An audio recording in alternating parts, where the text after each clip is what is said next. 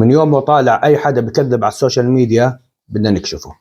معقول اذا حطينا معلقتين نشا على الزيت تطلع البطاطا مقرمشه؟ تعالوا نجرب على الحالتين ونشوف النتيجه. بدنا زيت نباتي ونشغل عليه الغاز لما يحمى، وبعد ما حمى الزيت بدنا نجربها اول اشي بدون نشا. بسم الله. حطينا نص الكميه،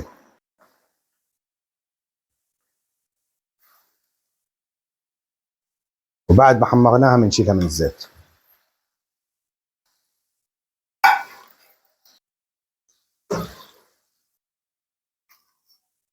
النص اللي هون بدون نشا. وهسه بنحط معلقتين نشا، والنشا ما بنحرق مع الزيت، وبنحط النص الثاني. بسم الله. اهم اشي تديروا بالكم مع ايديكم. طبعا النتيجه الاولى وهي ساخنه البطاطا ما بتقرمش.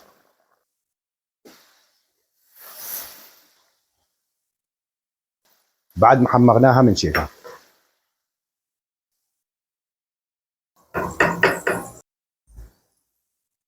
وهسه خلينا نشوف ايش الفرق بين اللي عليها نشا وبين اللي بدون اي اشي.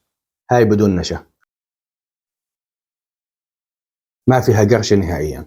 هاي اللي بنشا تقريبا نفس النتيجه، ما حدا يجربها. وكل اللي نزل فيديوهات انها بتقرمش بكذبوا عليكم.